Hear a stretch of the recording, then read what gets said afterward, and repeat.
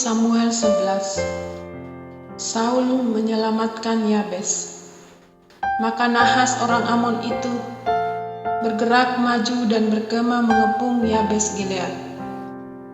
Lalu berkatalah semua orang Yabes itu kepada Nahas, "Adakanlah perjanjian dengan kami, maka kami akan takluk kepadamu."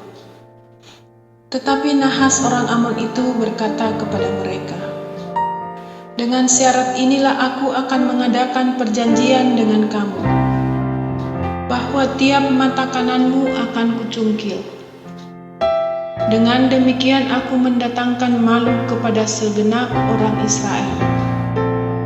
Para tua-tua Yabes berkata kepadanya, "Berilah kelonggaran kepada kami 7 hari lamanya, supaya kami mengirim utusan ke seluruh daerah Israel.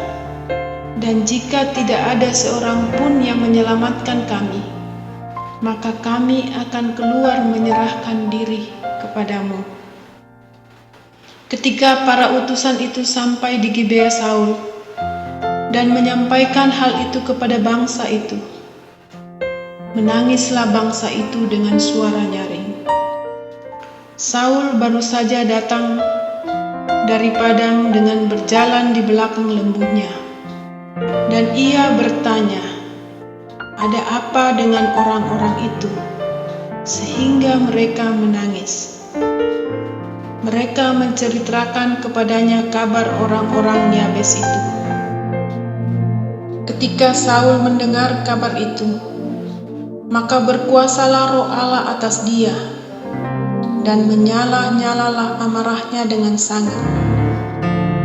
Diambilnyalah sepasang lembu, dipotong-potongnya, lalu potongan-potongan itu dikirimnya ke seluruh daerah Israel dengan perantaraan utusan. Pesannya, "Siapa yang tidak maju mengikuti Saul dan mengikuti Samuel, lembu-lembunya akan diperlakukan juga demikian." Lalu Tuhan mendatangkan ketakutan kepada bangsa itu, sehingga majulah mereka serentak. Ketika Saul memeriksa barisan mereka di Besek, maka ada 300.000 orang Israel dan 30.000 orang Yehuda. Kepada para utusan yang datang itu dikatakan, "Beginilah kamu katakan kepada orang-orang Yabes Gilead, besok pada waktu panas teriknya matahari akan datang bagimu penyelamatan." Ketika para utusan kembali dan memberitahukan hal itu kepada orang-orang Yabes, bersukacitalah mereka. Lalu orang-orang Yabes itu berkata kepada Nahas, "Besok kami akan keluar menyerahkan diri kepadamu. Maka bolehlah kamu lakukan terhadap kami apapun yang kamu pandang baik." Keesokan harinya Saul membagi rakyat itu menjadi 3 pasukan. Mereka itu masuk ke tengah-tengah perkemahan musuh pada waktu kawal pagi dan memukul kala orang-orang Amon sebelum hari panas. Dan terserak-seraklah orang-orang yang lolos itu, sehingga di antara mereka tidak ada tinggal 2 orang bersama-sama.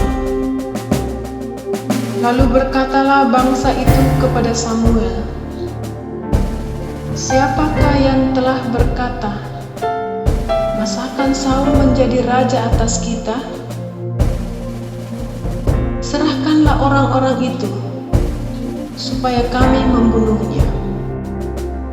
Tetapi kata Saul, "Pada hari ini, seorang pun tidak boleh dibunuh, sebab pada hari ini Tuhan telah mewujudkan keselamatan kepada Israel." Dan Samuel berkata kepada bangsa itu, "Marilah kita pergi ke Gilgal, dan membaharui jabatan raja di sana. Lalu pergilah seluruh bangsa itu ke Gilgal dan menjadikan Saul raja di sana di hadapan Tuhan di Gilgal. Dan mereka mempersembahkan di sana korban keselamatan di hadapan Tuhan. Dan bersukarialah di sana Saul dan semua orang Israel dengan sangat.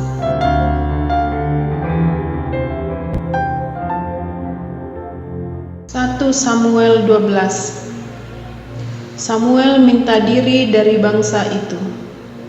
Berkatalah Samuel kepada seluruh orang Israel, "Telah kudengarkan segala permintaanmu yang kamu sampaikan kepadaku, dan seorang raja telah kuangkat atasmu.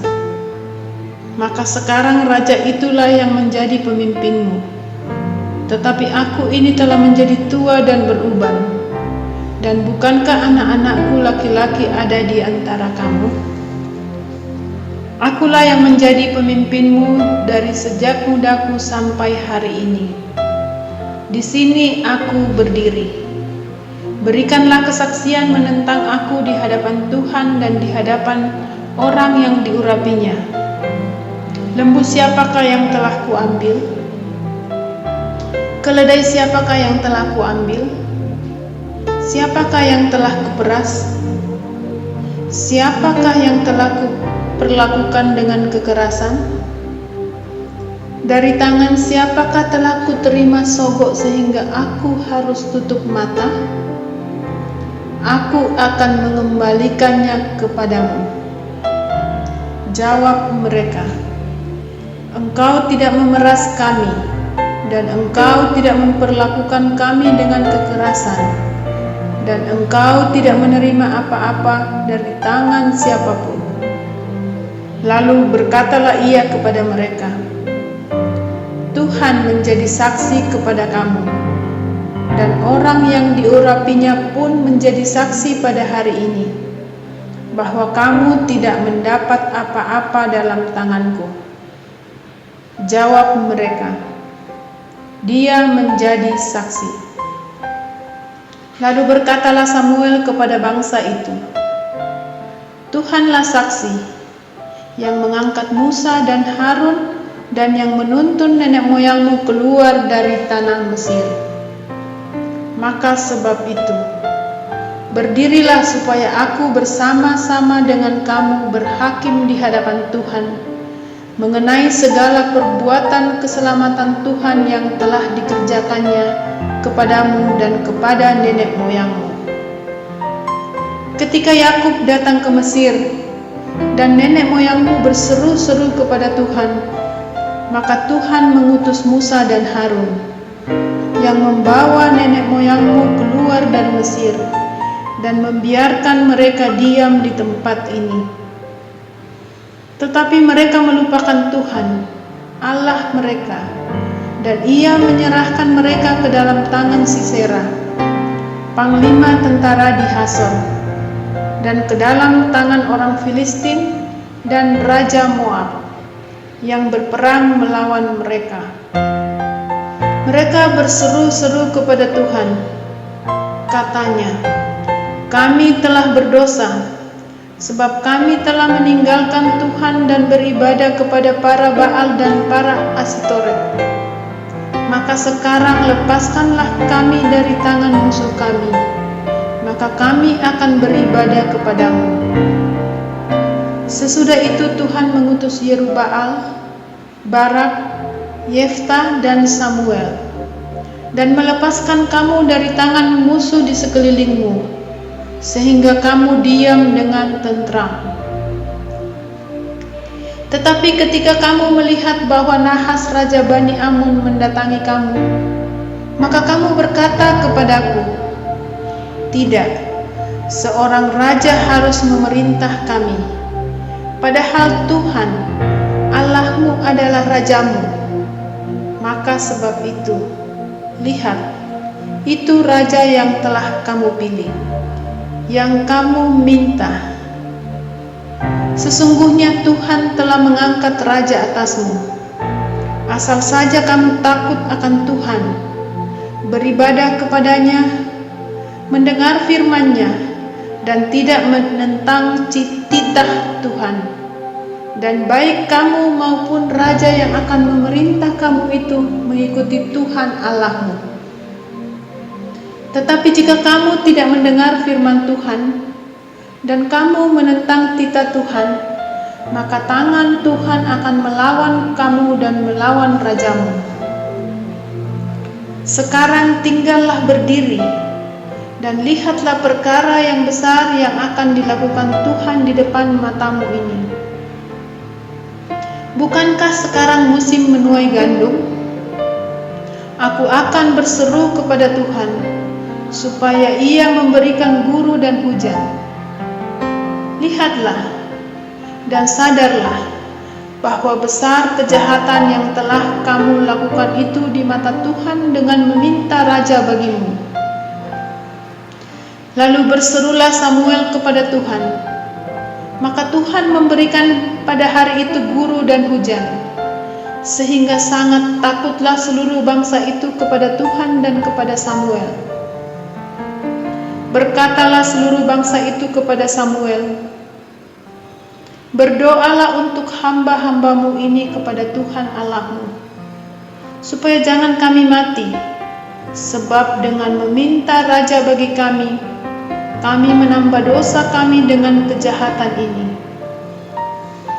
Dan berkatalah Samuel kepada bangsa itu, "Jangan takut, memang kamu telah melakukan segala kejahatan ini, tetapi janganlah berhenti mengikuti Tuhan, melainkan beribadahlah kepada Tuhan dengan segenap hatimu. Janganlah menyimpang untuk mengejar dewa kesia-siaan yang tidak berguna dan tidak dapat menolong, karena semuanya itu adalah kesia-siaan belaka. Sebab Tuhan tidak akan membuang umat-Nya, sebab namanya yang besar.